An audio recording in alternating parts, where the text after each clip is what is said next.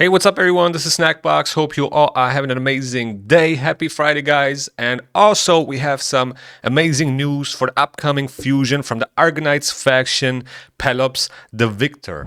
And here he is, absolutely amazing looking champion. There's a lot of stuff going on. He has the shield with the Medusa on. He has a laurel wreath on his head, which is kind of burning. He has this axe which looks demonic and sacred at the same time, same as his helmet. Really stunning visual here. So the champion's name is Pelops the Victor, legendary champion, HP based from the Argonites faction. So this is pretty much the second Argonites fusion that we have. We had Cassandra, now this guy. And let's take a look at his A1. So his A1 Triumphant Blow attacks one enemy, has a 75% chance, can be booked up to a 100% chance of placing a decreased attack debuff for 2 turns.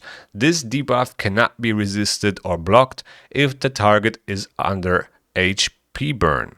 There's synergy with HP burn on the A1, and there's definitely HP burn in his kit as well. Also, he looks like he would place HP burns, right? Nothing crazy going on here on the A1. Decreased attack on it with a 100% chance is solid, but nothing crazy.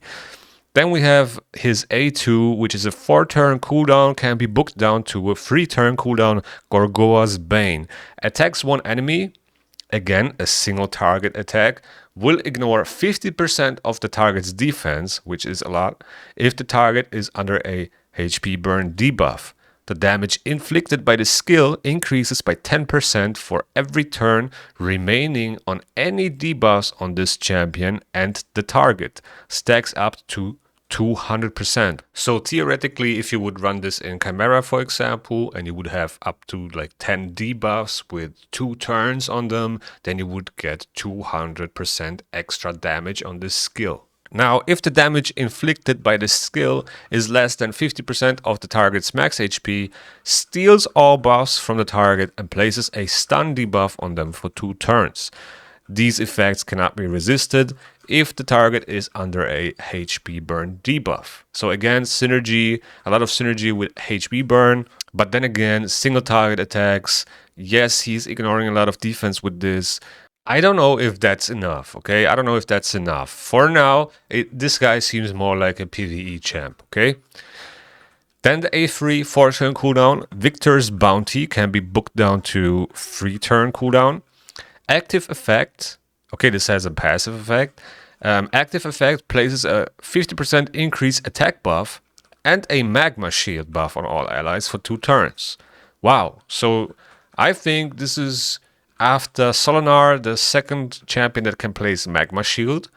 I don't know what the increased attack is about because he's HP based, but it could be that his damage is scaling off attack and HP, maybe, we don't know that yet. But otherwise, I don't see increased attack being super helpful. Maybe for Chimera trials. Let's keep on reading. The value of the magma shield is equal to 30% of this champion's max HP. So that is already a good thing, that it scales off his max HP.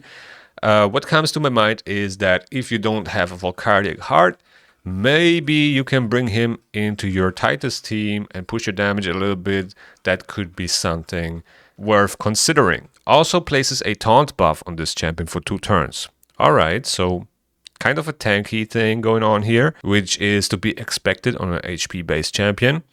Passive effect decreases the damage all allies receive by 20% while this champion is not under decreased defense.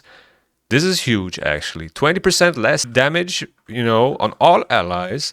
That is interesting. Very interesting. What really confuses me is that, on one hand, he's placing buffs and debuffs, increased attack on an HP-based champion. He has the shield, the taunt, the damage decreasing, but then he also ignores defense on his A2. So do you want him to be a nuker or a support champion?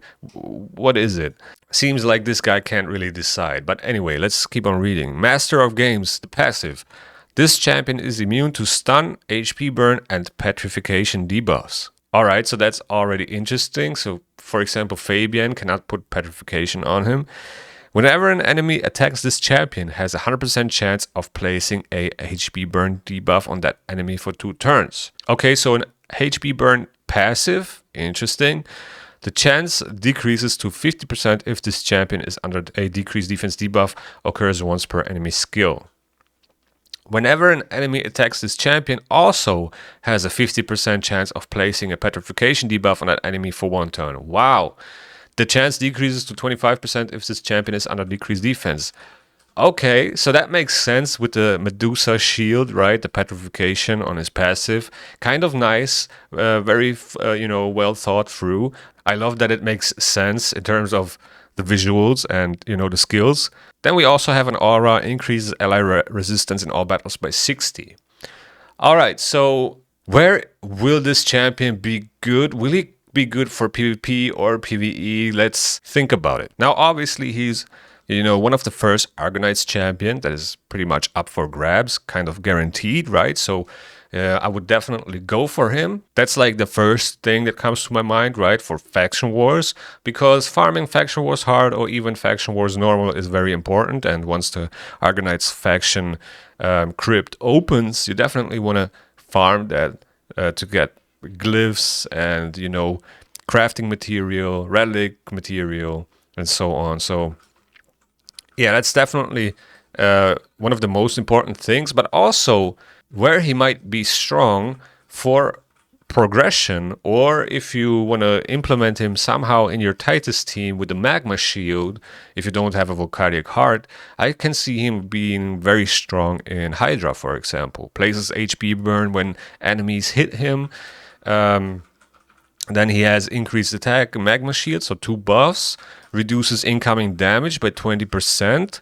I just don't know if he should be built as a nuker or as a defensive role. That's the thing. But his A2 seems like he wants to be a nuker, but then also a support type. So yeah, I don't know.